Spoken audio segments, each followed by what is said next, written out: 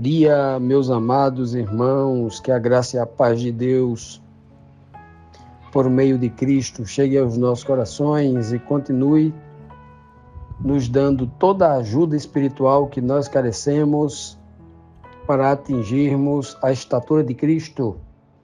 Meus amados, hoje, terça-feira, vamos dar aqui continuidade à nossa lição de Isaías, né?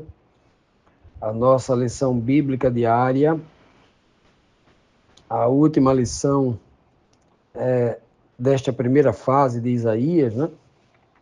Vamos aqui para as duas perguntas da terça-feira. Mas antes, vamos recapitular rapidamente o que vimos ontem na segunda-feira, quando o Senhor deixa bem claro, dando uma palavra de constatação, de lucidez, de bom senso, para os líderes de Israel que haviam perdido, né, o bom senso.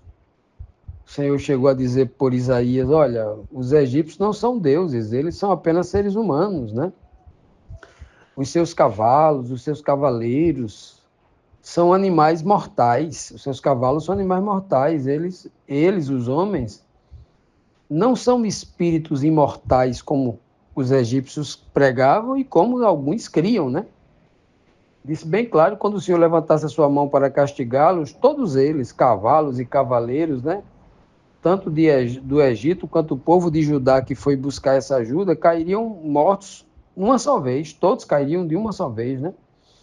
Tanto o Egito, que se julgava uma nação forte, quanto Judá, que se julgava uma nação fraca, todos cairiam, né? Em outras palavras, o Senhor está dizendo, temam a mim, não tema o Egito, pelo dinheiro que tem, pelo exército que tem, pelos soldados fortes que tem, pela quantidade de cavalos que tem, não, temam a mim, né? Essa era a mensagem implícita ali, né? Chamando o povo à razão, porque eles haviam perdido a razão, né? Perdendo a fé, perderam a razão. E aí, na segunda pergunta de ontem, vimos também quando Isaías disse assim, olha, o Senhor falou comigo, mandou uma mensagem. E a mensagem que ele me mandou é que ele é como um leão, né? Assim como um leão que pega a ovelha de um pastor, né? Ele não foge com medo de um pastor que vem gritando. Nem se vier vários pastores gritando, ele corre com medo. E gritando bem alto, né? Assim também é o Senhor não tem medo de exército ou até do povo de Israel, né? Que vem gritando e tal, né? O Senhor Todo-Poderoso, ele não se assusta, mas ele desce para lutar, obviamente, para defender o remanescente fiel, né? Já que grande parte dos judeus, da liderança que foi, e dos judeus que apoiavam essa liderança, eles iriam ser destruídos, né? Iriam ser castigados, né? E o Senhor, ele está de cima, ele está no alto, ele está de cima para baixo. Ele é como uma ave que vem de cima, o Todo-Poderoso, ele protege o seu povo, o seu verdadeiro povo espiritual, né? O seu povo verdadeiro, ele iria salvar. O outro não, o outro iria perecer. Portanto, dando seguimento a essa mensagem, né, trazida por Isaías, não só uma mensagem de juízo, mas também uma mensagem de esperança, né, porque ao final aqui o Senhor vai dar uma condição para que eles se arrependam, claro. A quinta pergunta traz aqui o seguinte questionamento. Que clamor o profeta Isaías faz ao povo de Judá, um clamor aqui em termos de apelo também, né? Ao povo de Judá, e o que ele conclama, o que ele convida, chama o povo a fazer. O verso 6 e 7 do capítulo 31 diz assim: Povo de Israel, vocês se afastaram para longe de Deus, mas agora arrependam-se e voltem para Ele.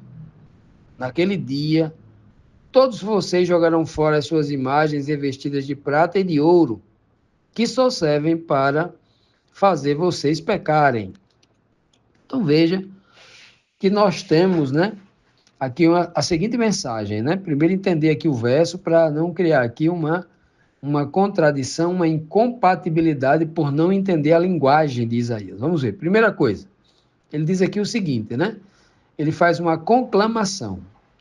E a primeira constatação óbvia é que não foi Deus que se afastou do povo.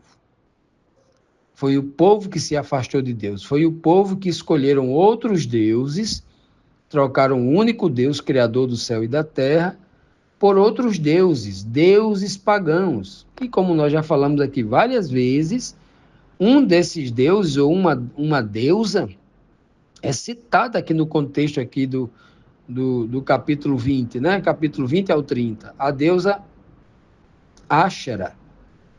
Eles trocaram Deus por esses deuses pagãos. Passaram a acreditar, como as outras nações pregavam, que esses deuses iam mandar para ele riquezas, iam mandar chuva, ia mandar muita fertilidade, ia mandar muita colheita, né? Muitos frutos, muita riqueza. E eles acabaram, né? Acreditando nisso. Jogaram a crença no Deus único, Deus que fez ele atravessar o Mar Vermelho, que fez chover pão do céu, que deu inúmeras vitórias, sendo Israel um exército muito menor, os seus inimigos em exércitos muito maiores, e Deus deu inúmeras vitórias, né? Deu para ele uma terra que manava leite e mel, todas as promessas que Deus tinha feito ali para os seus antepassados, Deus tinha cumprido à risca. Eles experimentaram dias, anos, né, décadas de abundância, e aí se inclinaram para a idolatria e agora, por amar a idolatria, os seus dias se afastaram de Deus, né? Muita gente fala assim, Deus abandonou seu povo. Não, foi o povo que abandonou Deus. Está muito claro, a mensagem aqui, Isaías está dizendo na cara deles, né? E claro que eles vão concordar, né? Mas Isaías diz também aqui que se eles voltarem, se arrependerem, primeiro se arrepender, mas se eles se arrependerem e voltarem para o Senhor, ou seja, se tornarem um remanescente, então todos esses que voltarem, naquele dia, eles jogariam fora as suas imagens, as imagens revestidas de prata e de ouro, né? As imagens que eram o fruto do pecado, da idolatria deles, né? Que aquelas imagens não serviam para nada. Não trazia chuva, não trazia colheita, trazia nada. Só servia para uma coisa, Isaías diz, para levarem eles ao pecado, a se afastarem de Deus e trazerem inúmeras abominações sobre as suas vidas, né? Abominações que se traduzem em dor e sofrimento. Continuando, amados, vamos aqui então para a próxima pergunta, a sexta, que diz assim: quando o povo colocar fora os ídolos, se colocasse fora os ídolos, claro, né? O que o Senhor iria fazer com a Assíria, inimigo que estava ameaçando eles? E por isso eles correram lá no Egito para pedir a ajuda de Faraó, porque a Assíria estava ameaçando, né? Fazê-los escravos ou destruí-los, né? Então veja aí, veja só, né? O que aconteceria. Isaías 31, versículo 8 e 9 diz assim: o Senhor diz, uma espada derrotará os assírios, uma espada os matará, mas não será a espada de um ser humano.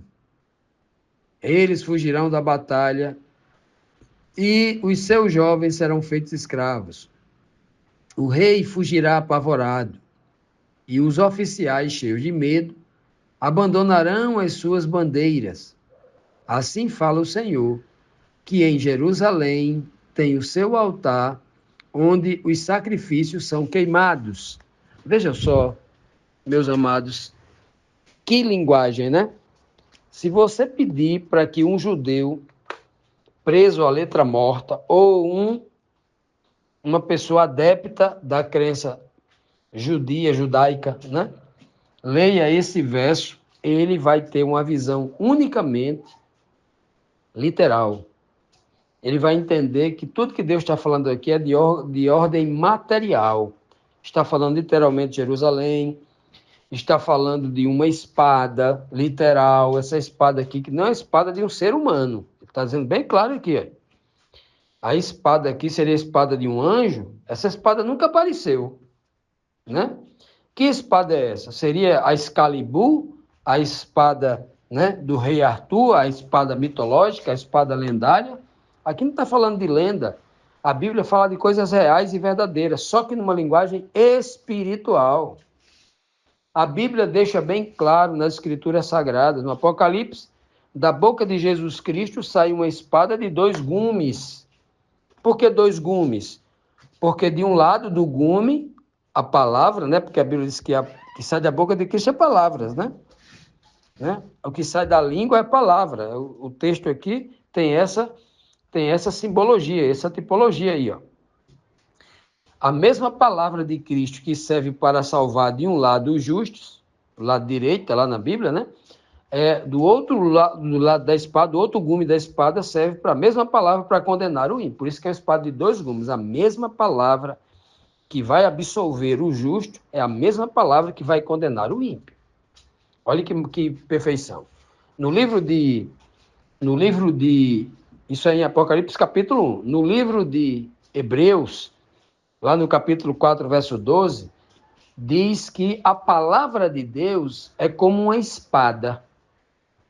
Uma espada tão afiada, uma espada de 2 gumes, como um bisturi, que ela entra lá na base da coluna, entre a medula, né? Entre a medula e a estrutura óssea, né? A medula é aquele tutano que passa dentro da coluna vertebral, ali dentro da coluna, tem um tutano, uma gordura, né? Ali é a medula. Diz que a espada é capaz de separar o osso da medula. Em outras palavras, separar a coisa externa da coisa interna. Separar o homem carnal do homem espiritual. Essa é a espada. A única espada que faz o povo fugir de ameaçar o povo de Deus é a espada da palavra. Se o povo acreditasse na palavra, se o povo tomasse posse da palavra que Deus havia dado para eles, a fé vem pelo ouvir a palavra de Deus, disse o apóstolo Paulo lá em Romanos 10, 17. Se eles tivessem ouvido esta palavra, se eles tivessem se armado desta espada, não a espada humana, não a palavra do Egito, não a palavra da Síria, não a palavra de Áxara, mas uma espada divina, a palavra de Deus. Se eles tivessem tomado posse desta palavra, eles enfrentariam com a fé, com o poder da fé, qualquer nação, inclusive a nação do Assíria. Mas eles não entenderam a mensagem aqui do Senhor, porque o olhar dele nunca era um olhar espiritual. O Espírito de Deus não conseguia trabalhar na mente de um idólatra. Não consegue trabalhar na mente de um idólatra, de um homem preso a este mundo que não consegue enxergar as coisas de Deus. Mas a mente está voltada sempre para a idolatria, para o dinheiro, para o poder, para as coisas passageiras. Não conseguem entender a palavra de Deus. Estão presos, cegos a tudo isso, né? E aqui a palavra é muito clara. Não tem um inimigo que consiga permanecer. O próprio Cristo, no poder da palavra de Deus, ele deixou bem claro várias vezes. Cristo falou, só no livro de João tem 6 vezes, onde ele diz assim, eu não falo nada de mim mesmo, as palavras que eu digo são as palavras do meu Pai, eu só repito as palavras do meu Pai, eu vivo nas palavras do meu Pai. A espada que sai da boca do Pai, entre aspas, né? Eu vivo da palavra do meu Pai.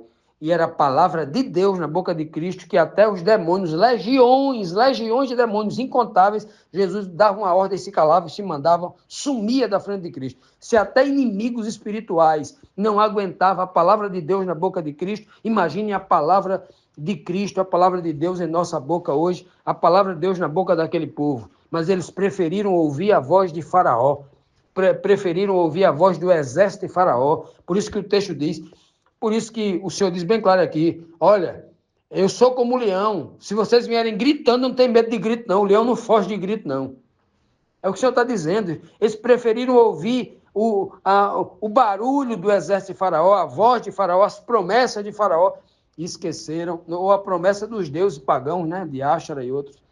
Vejam só, meus amados, o que o Senhor está dizendo aqui, olha. O mundo inteiro foge apavorado do poder que há na palavra de Deus. E qual é o poder que há na palavra de Deus? A fé. A fé. Não há nada mais poderoso nesse mundo do que a fé. Jesus falou que se ela for bem pequenininha, não precisa ser do tamanho de uma espada, não. Bem pequenininha, do tamanho de um grão de mostarda. Você vai mandar uma montanha inteira descolar e ir para o meio do mar, ela vai. Não é sai daqui, vai para lá, ela vai. Ou se você mandar um pé de amora, uma amoreira, descole daqui do chão e se planta no meio do mar, onde não tem terra firme, ela vai se plantar lá. Já imaginou, meus amados, o que é o poder da palavra, é o poder dessa espada que ele está falando aqui?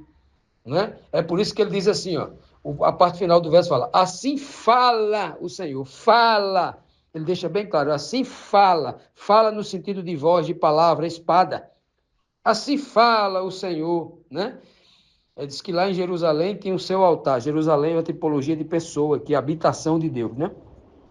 A verdadeira congregação. Jerusalém, cidade, composta de várias casas. É como uma congregação composta de várias pessoas, com várias cabeças, em cada cabeça é uma habitação do Espírito Santo. Cidade tem essa tipologia, uma congregação. Então é o que ele está dizendo aqui, ó, né? Assim fala o Senhor que em Jerusalém tem o seu altar. O altar de Deus é em nossa mente. Ele fala uma congregação, uma coletividade. Estava falando aqui, é um grupo de pessoas. Isaías não foi falar só com o sumo sacerdote, não. Estava falando para toda a nação, para a coletividade. E olha que maravilha, né? Onde ele coloca o seu altar e onde sacrifícios são queimados. Que coisa linda, né? Sacrifício é queimado. O sacrifício queimava o pecado. O pecado que era transferido do homem para a cabecinha do próprio animal era queimado, porque o objetivo não era queimar o animal, era queimar o pecado. Né? Então, o homem, como diz Paulo, que oferece o seu corpo em sacrifício vivo, santo e agradável a Deus, sacrifício vivo. Está lá em Romanos 12:1. Né? Então, Paulo diz bem claro. Então, na mente do homem, é onde o Senhor veio os sacrifícios. Eles não estavam fazendo sacrifícios espirituais, queimando os seus pecados, abandonando o mundo e servindo a Deus. Infelizmente, meus amados, parece que nem o povo de antigamente entendeu, e a maioria desses teólogos aí, esses apologetas que estão aí, parece que não vão entender essa mensagem de Isaías, porque estão tudo presos à letra morta.